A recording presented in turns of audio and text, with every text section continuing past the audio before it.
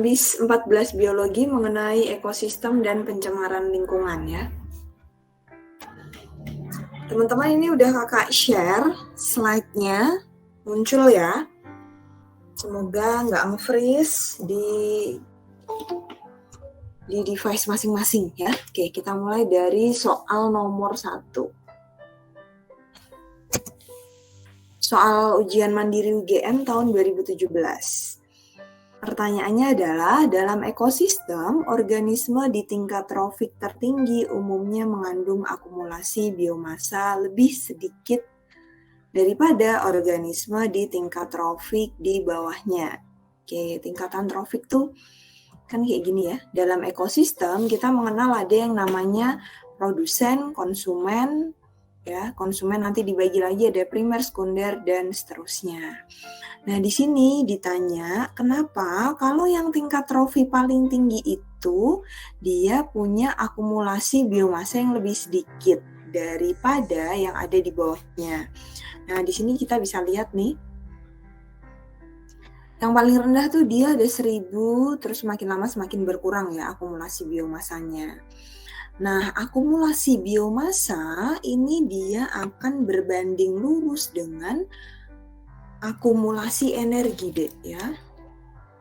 Akumulasi biomasa.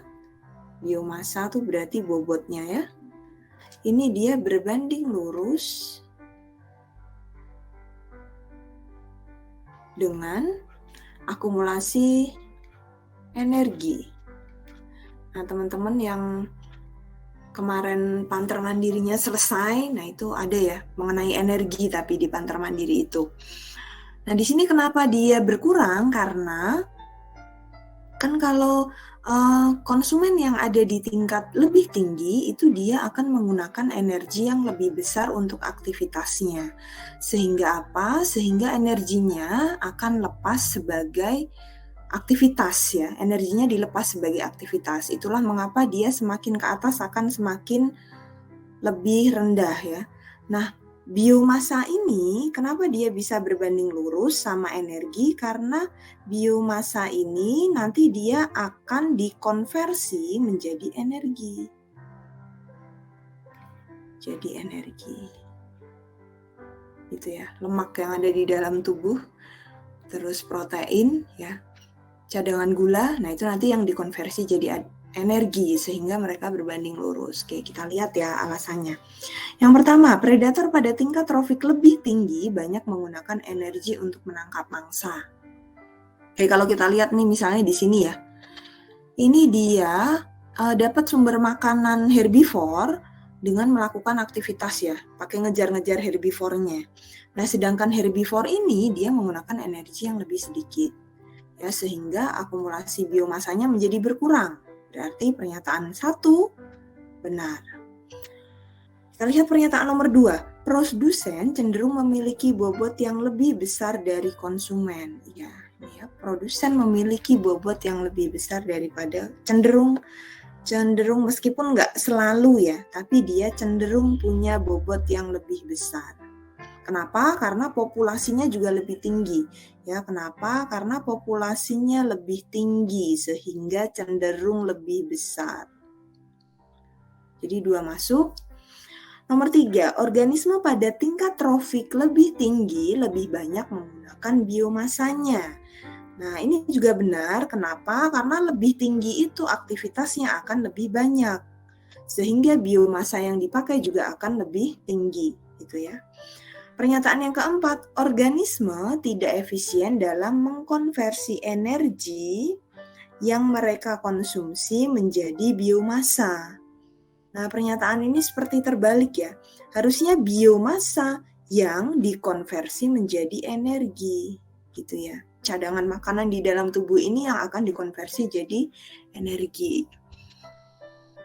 Oke, nah ini jadi kalau dia bilang tidak efisien, ya ini benar. Harusnya yang efisien adalah biomasanya yang dikonversi jadi energi. Jadi ini juga masuk, gitu ya teman-teman. Nah, sehingga jawaban untuk nomor 1 adalah E. Oke, untuk soal nomor 1 ada yang perlu dikonfirmasi? Kak, yang produsen cenderung memiliki bobot lebih besar di konsumen, ngaruhnya kenapa Kak? Dengan akumulasi Kak? Oke, jadi kenapa produsen ini dia cenderung punya bobot yang lebih besar? Karena dia populasinya lebih tinggi, produsen itu. Ya, jadi macamnya lebih beragam, lebih banyak. Gitu. Kenapa produsen populasinya harus lebih tinggi? Supaya konsumennya dia juga herbivornya supaya bisa bertahan gitu. Kalau misalnya ini sedikit, produsennya sedikit, konsumen primernya juga akan sedikit. Konsumen primer sedikit, sekunder sedikit, ini sedikit, sehingga nggak terjadi keseimbangan ekosistem, sehingga populasi itu dia cenderung lebih tinggi untuk produsen. Gitu deh. Oke Kak. Ya. Jadi makanya yang bawah ini dia cenderung lebih banyak supaya keseimbangan ekosistemnya jalan. Ada lagi teman-teman? Silahkan. Maaf Pak. Untuk pertanyaan keempat bisa dijelasin lagi nggak kenapa benar Kak? Boleh diulang gimana? Pernyataan keempat itu bisa dijelasin lagi nggak kenapa benar Kak? Pernyataan yang? Keempat. Oh, pernyataan keempat. Oke. Organisme tidak efisien dalam mengkonversi energi yang mereka konsumsi menjadi biomasa. Jadi, iya deh, pernyataan itu benar ya. Dia nggak efisien mengkonversi energi yang mereka konsumsi menjadi biomasa. Harusnya pernyataan yang efisien itu harusnya gini, organisme dia akan efisien mengkonversi biomasa menjadi energi. Harusnya biomasanya yang dikonversi menjadi energi supaya dia efisien.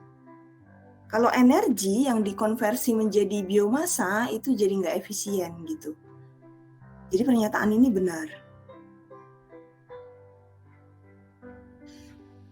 Misalnya nih gini, kayak biomasa ya. Biomasa itu kan berarti yang ada di dalam tubuh kita. Bisa lemak, bisa karbohidrat, bisa protein. Nah, lemak, karbohidrat, dan protein ini bisa mengalami oksidasi sehingga menghasilkan energi. Efisiennya kan begitu ya. Nah, ini dia nggak efisien kalau dari energi ke biomasa. Gitu. Energi yang mereka dapat ATP itu dikonversi jadi biomasa, jadi nggak efektif. Begitu? Ya Kak. Oke, ada lagi teman-teman? Belum ya? Oke, kita next ke soal nomor 2. Kak.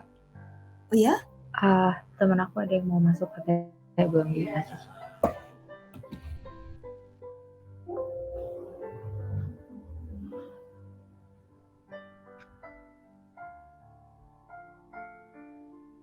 Afra. Oh, ternyata banyak.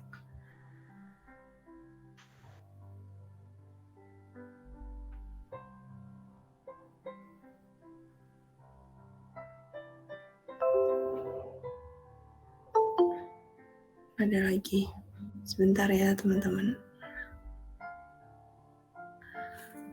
Oke.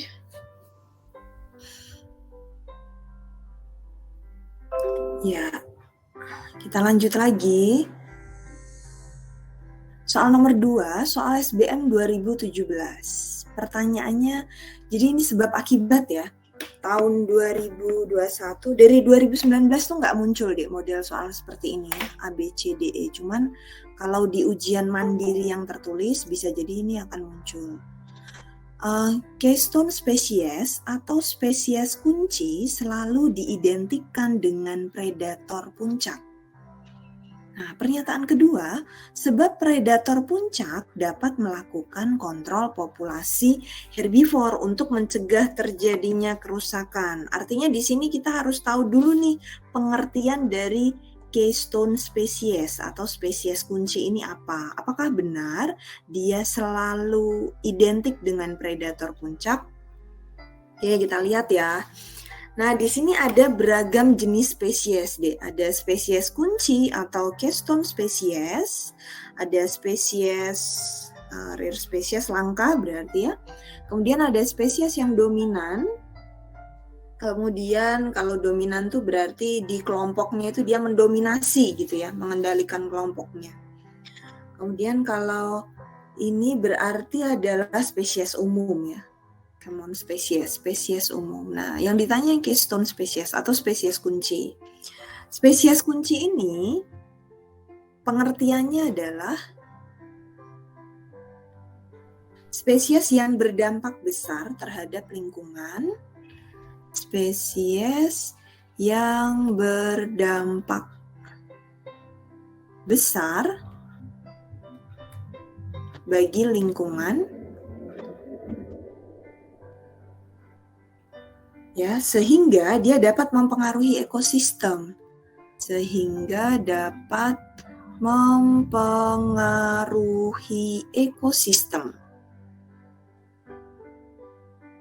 Ya, itu pengertian dari spesies kunci. Nah, spesies kunci itu contohnya siapa? Contohnya nih, ada gajah, apex predator. Apex predator itu adalah nama lain dari predator puncak ya, teman-teman ya. Nama lain dari predator puncak. Nah, kalau puncak berarti dia nggak punya predator lagi di atasnya gitu ya, makanya namanya puncak.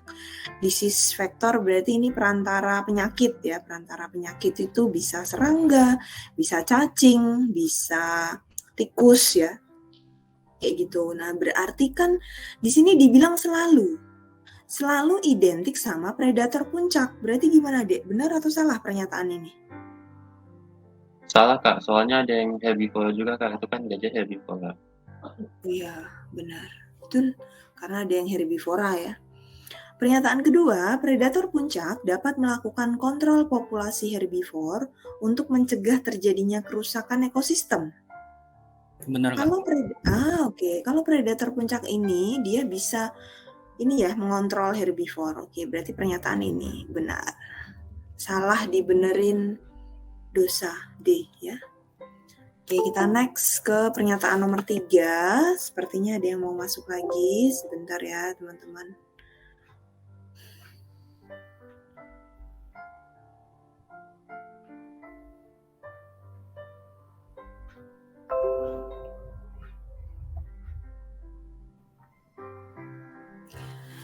Oke, untuk soal nomor 3, nitrogen dapat diserap oleh tumbuhan dalam bentuk amonia melalui proses amonifikasi. Oke, ini hal-hal yang berkaitan dengan nitrogen tuh sering keluar ya di soal SBMPTN. Ini soal SBM tahun 2016. Ini kaitannya dengan daur biogeokimia, terutama adalah daur nitrogen. Ya, daur nitrogen. Ini belajarnya di bab ekosistem.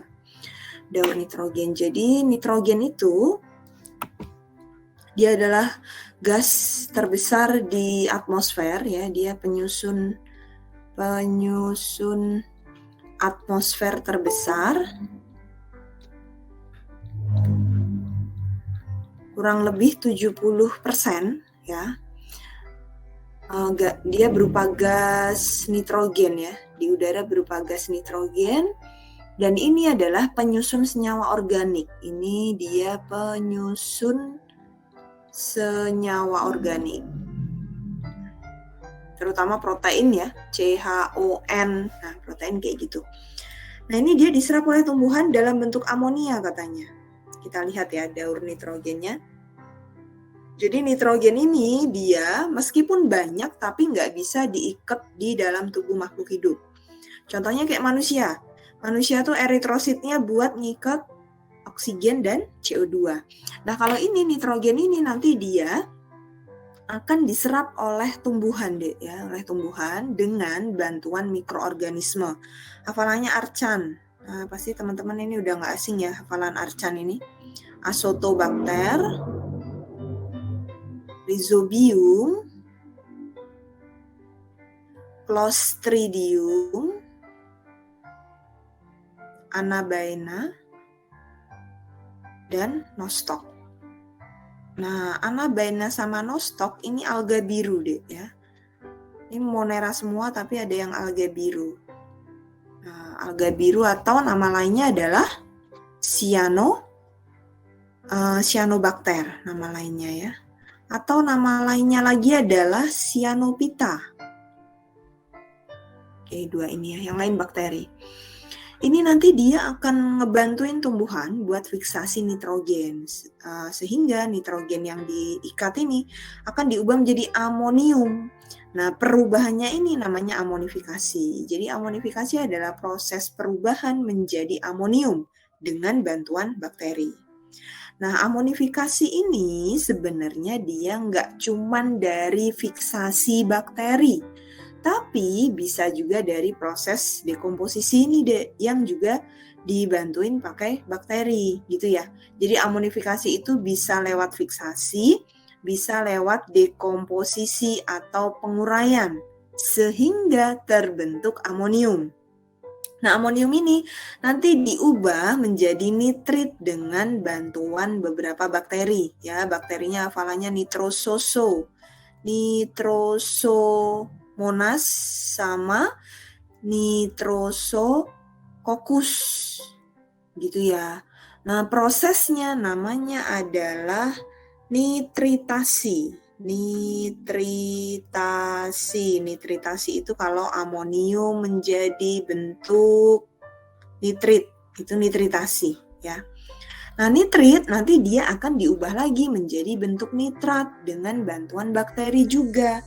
Namanya adalah nitrobakter, nama bakterinya ya yang membantu proses oksidasinya ini. Nah, kenapa dia harus diubah-ubah seperti ini sampai dengan bentuk nitrat?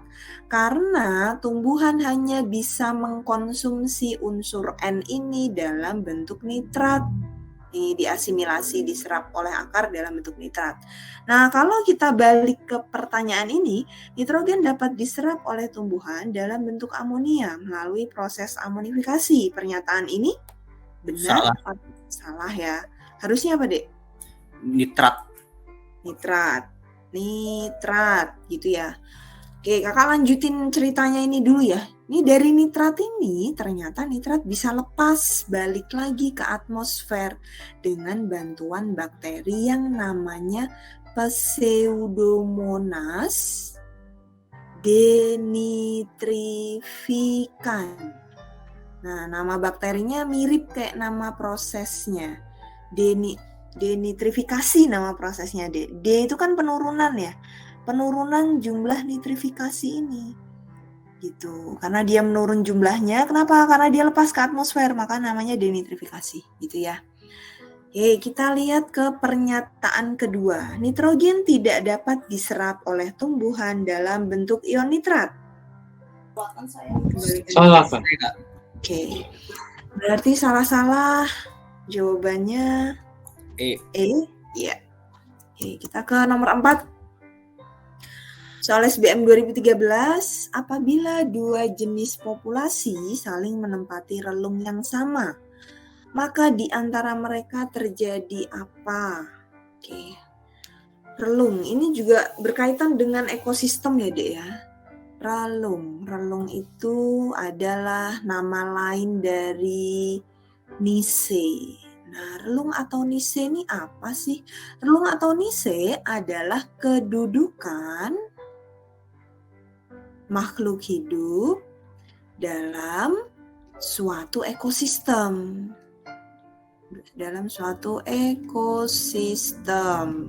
Ya, contoh. Kan makhluk hidup itu dia ada yang berperan sebagai produsen gitu ya. Ada yang berperan sebagai konsumen, ada yang berperan sebagai dekomposer, pengurai gitu ya. Dekomposer atau pengurai. Ada yang berperan sebagai detritivor. Nah, apa nih beda dekomposer detritivor? Kalau dekomposer dia bisa ngubah organik jadi bentuk anorganik. Contohnya siapa? Contohnya bakteri sama fungi. Kalau dia detritivor ini berarti adalah pemakan serpihan organik yang kecil-kecil gitu deh ya. Jadi ini dia contohnya lebih ke serangga-serangga cacing, lalat, kecoa, belatung gitu ya. Nah, itu dia detritivore. Nah, ini dia gini nih, 2 jenis populasi A sama B gitu ya, menempati relung yang sama. Katakanlah sama-sama konsumen gitu ya, berarti kan otomatis dia akan ada kompetisi ya. Kalau ada kompetisi berarti nanti di ekosistem akan saling mempengaruhi. Nah, kayak gini ya. Nah, ini akan ada kompetisi jelas, saling mempengaruhi iya. Misalnya ini turun, maka nanti ini dia juga akan ini jadi meningkat gitu ya Dek ya, jumlah burungnya jadi meningkat. Nah, maka akan saling mempengaruhi. Saling ketergantungan juga bisa ya, saling ketergantungan juga bisa. Contohnya misalnya begini, di dalam suatu relung yang sama, misalnya sama-sama karnivor gitu ya, ini misal sama-sama karnivor. Nah, si karnivor A ini dia berhasil nangkap mangsa. Ya, nanti karnivor B ini karena dia susah nangkap mangsa, ngejar nggak dapat, maka dia akan nungguin sisa-sisa remahan dari karnivor A ini. Ya, jadi bisa saling ketergantungan gitu ya. Atau misalnya saling ketergantungan antara herbivore dan karnivor ya. Saling memangsa gitu ya. Karnivor mangsa herbivore gitu ya, memangsa herbivore ini gitu ya. Atau sesama karnivor juga bisa. Maka saling ketergantungan masuk. Ya, yang tadi sesama karnivor ya, dia nungguin remahannya temennya karena nangkap mangsa nggak dapat. Terus saling ketergantungan yang lain, contohnya misalnya antara herbivore dan karnivor. Gitu. Kalau kooperatif ini apa? Kooperatif tuh bentuk kerjasama ya, bentuk kerjasama. Nah, sedangkan kalau di sini kan ini dalam relung ini, dalam ekosistem ini, dia menempati lokasi yang sama, maka dia nggak saling kerjasama gitu ya. Kalau saling kerjasama tuh nanti jadi simbiosis gitu ya. Simbiosis misalnya antara mutualisme dan lain sebagainya, sehingga kooperasi ini nggak masuk. Oke, sampai sini ada yang perlu dikonfirmasi, silahkan.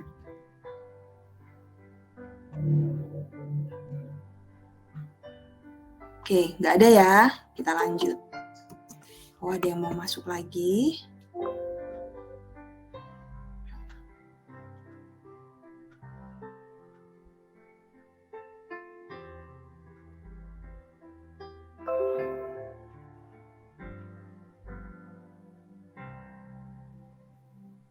Soal nomor 5.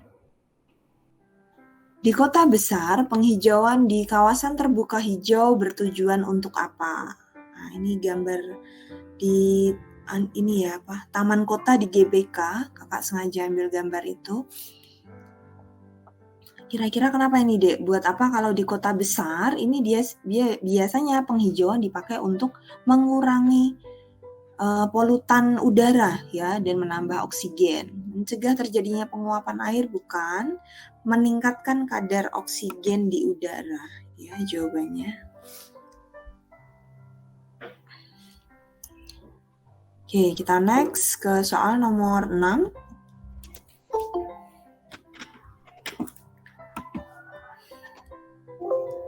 Sebentar.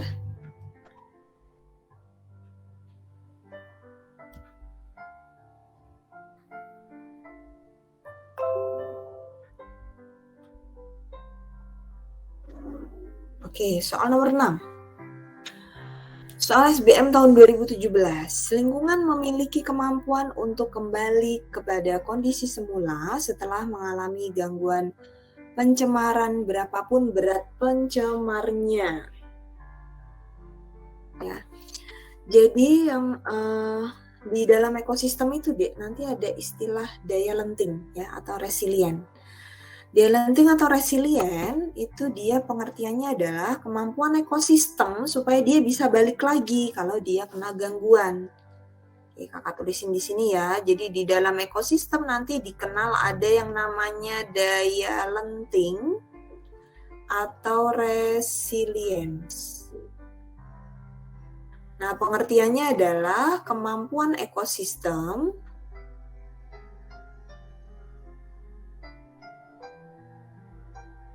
untuk pulih ya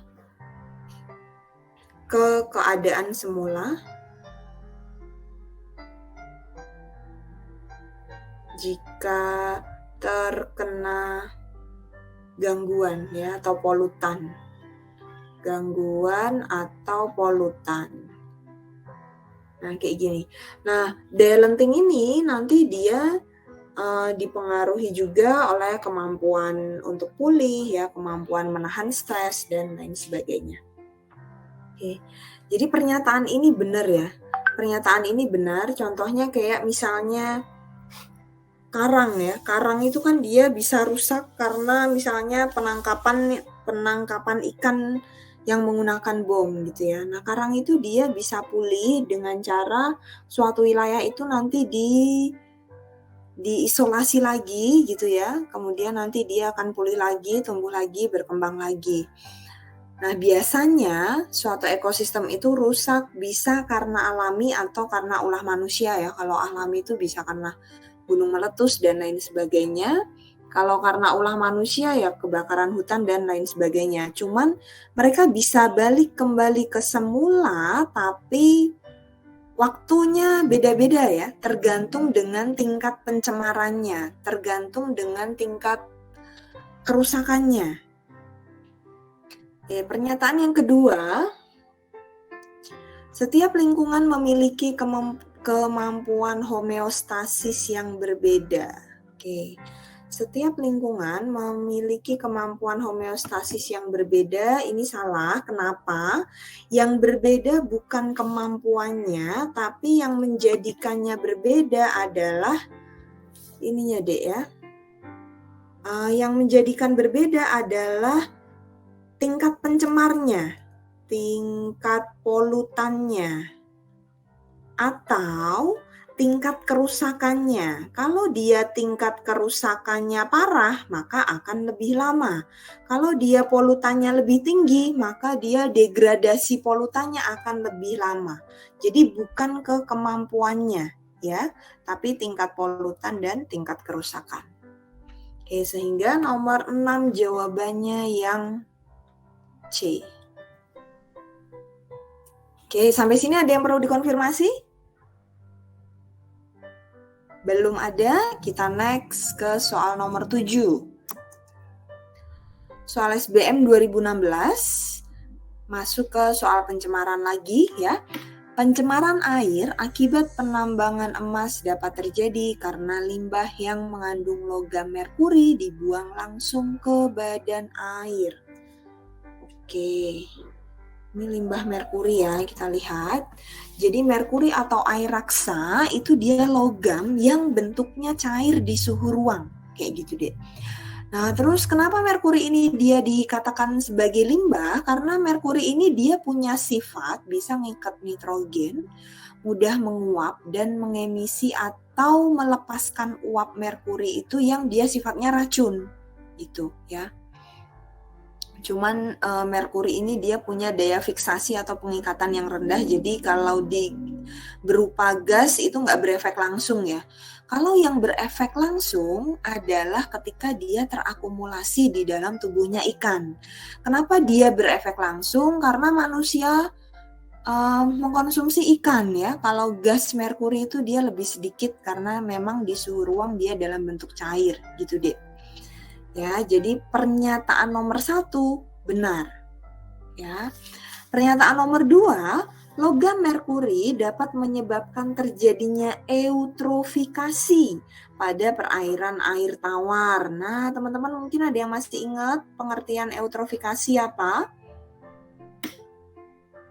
Yang nanti sungainya jadi warnanya hijau-hijau itu ya. Warnanya jadi hijau kayak ada lumutnya gitu. Oke, kita ingat lagi, eutrofikasi itu proses pengayaan ya, nutrisinya jadi banyak di air. Kenapa nutrisinya jadi banyak di air? Karena limbah rumah tangga, limbah dari pupuk ya. Jadi dia bersifat bahan organik ya yang nanti menyebabkan blooming alga. Gambarnya kayak gini kan ya, Dek, blooming. Nah, kayak ginilah ini eutrofikasi, sehingga nanti banyak ikan yang mati ya, karena kandungan oksigennya rendah. Ini kalau eutrofikasi kayak gini, kandungan oksigennya rendah. Nah, kita balik ke sini. Ini kan logam merkuri, sedangkan ini tadi eutrofikasi disebabkan oleh bahan organik, sehingga pernyataan ini menjadi salah ya. Pernyataan ini menjadi salah karena logam anorganik ya. Benar salah berarti jawabannya C. Ya, ada yang perlu dikonfirmasi? Jadi kalau eutrofikasi itu bukan karena logam merkuri, Kak? Bukan karena logam-logam gitu ya, Kak? Ya, benar Dek. Jadi kalau eutrofikasi itu organik ya, sedangkan logam dia anorganik. Contohnya apa, Kak? Contoh bahan organik. Iya. Jadi misalnya nih, suatu sawah dia banyak menggunakan pupuk urea, di mana pupuk urea itu dia kandungan unsur nitrogennya tinggi. Nah, nitrogen itu kan dia makronutrisi ya, nutrisi yang dibutuhkan dalam jumlah besar oleh alga. Nah, jadi kalau misalnya kakak kasih gambaran ilustrasi ini misalnya sawah nih, ya ini sawah. Terus ini kita kasih pupuk, pupuknya urea. Ureanya berlebih nih ngasihnya. Nah, secara nggak langsung, ini kan kalau di sawah ada pengairan gitu ya, nanti dia akan masuk ke dalam sungai. Ini misalnya sungainya. Nah, di sungai ini awalnya emang udah ada alganya ya, kan alga yang di air kan ada ya. Ini alganya awalnya satu, ini ikan-ikannya nih. Ikan-ikan yang ada di sungai. Alganya yang tadinya satu, karena semua nutrisi dari pupuk itu masuk ke sini, akhirnya di perairan ini jadi banyak nutrisinya. Karena banyak nutrisinya, alganya jadi subur. Nah, jadilah yang namanya blooming alga. Gitu. Kalau blooming alga, tumbuhan air yang ada di sini, dia nggak bisa fotosintesis ya. Efeknya nggak bisa fotosintesis. Makanya, eutrofikasi ini menyebabkan kandungan oksigen terlarutnya jadi rendah. Kandungan oksigen terlarut itu istilahnya adalah DO, ya. Kalau di istilah pencemaran tuh DO. DO itu dissolve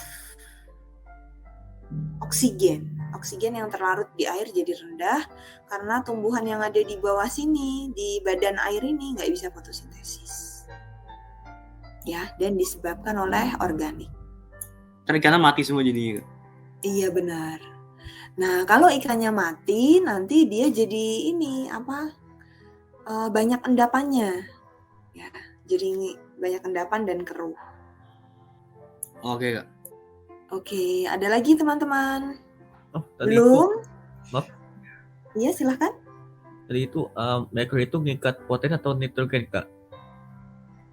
Tadi, sorry suaranya agak keputus. Merkuri itu mengikat protein atau nitrogen? Ngikat protein atau nitrogen? Oh, merkuri. Oke. Ya, jadi yang ngikat protein itu merkuri ya. Nah, sedangkan di dalam protein itu ada unsur N-nya, Dek. Ada unsur N-nya gitu. Ngikat protein gitu.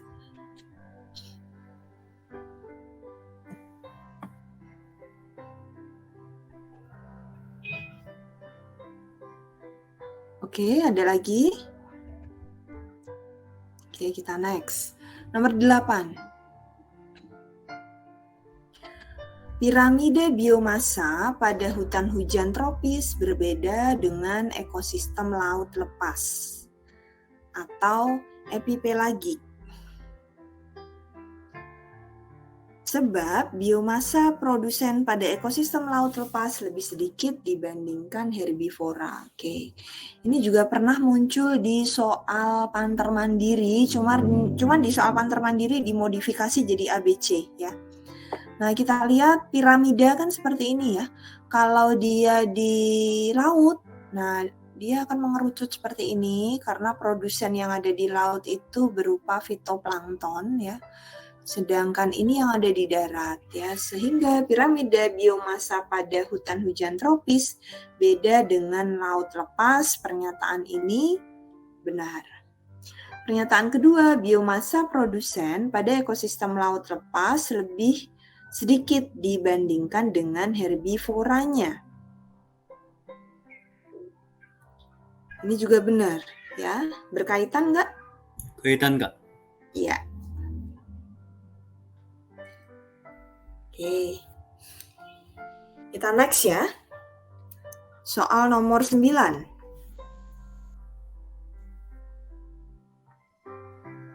Untuk soal nomor 9, soal UM-UGM lagi, kehidupan harimau di hutan berkaitan erat dengan keberadaan padang rumput. Sebab harimau dapat berlari cepat untuk menangkap kijang sebagai mangsanya. Oke, ini harimau ini dia jelas berkaitan dengan padang rumput karena rumput adalah sumber makanannya rusa ya.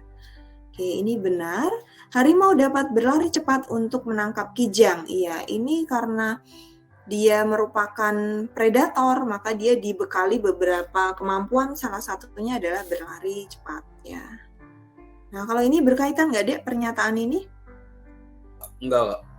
Ya, mereka nggak berkaitan ya. Ini kan yang ini dia dari sini ke sini ya kaitannya.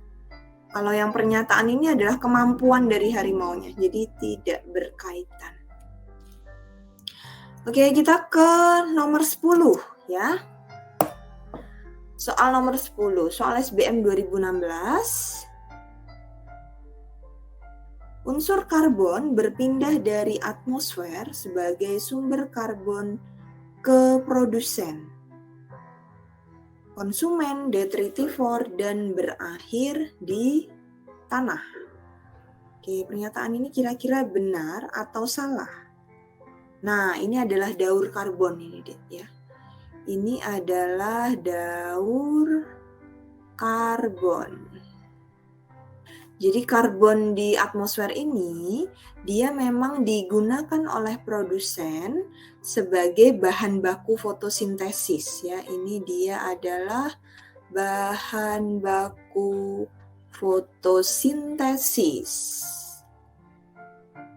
Oke, terus dari sini produsen ini nanti dipakai oleh herbivore ke konsumen yang lebih tinggi ya. Kemudian kalau mereka mati, makhluk hidup ini mati, ada proses yang namanya dekomposisi. Dekomposisi yang akan dilakukan oleh dekomposer gitu ya. Penguraian oleh bakteri, kalau detritivor itu oleh serangga-serangga kecil gitu ya. Nah, kemudian mereka ada yang jadi fosil, fosilnya dipakai untuk bahan bakar ya, masuk ke sini. Ya, kalau ini ada fosil, fosilnya dipakai untuk bahan bakar. Terus keluar lagi ke atmosfer. Nah, menurut teman-teman pernyataan ini benar apa salah, Dek? Unsur karbon pindah dari atmosfer ke produsen, terus ke konsumen, detritivor, dan berakhir di tanah. Pernyataan ini salah di kata ini ya, karena ini daur, jadi mereka muter lagi. Gitu. Oke. Pernyataan kedua, unsur karbon di alam berpindah dan berubah bentuk. Nah, dia itu berpindah sama berubah bentuk, jadi nggak berakhir gitu ya. Mengikuti daur biogeokimia, betul. Karena di sini terlibat adalah ada faktor geografis dan kimiawi serta pakai mikroorganisme biologi. Sehingga jawabannya adalah D.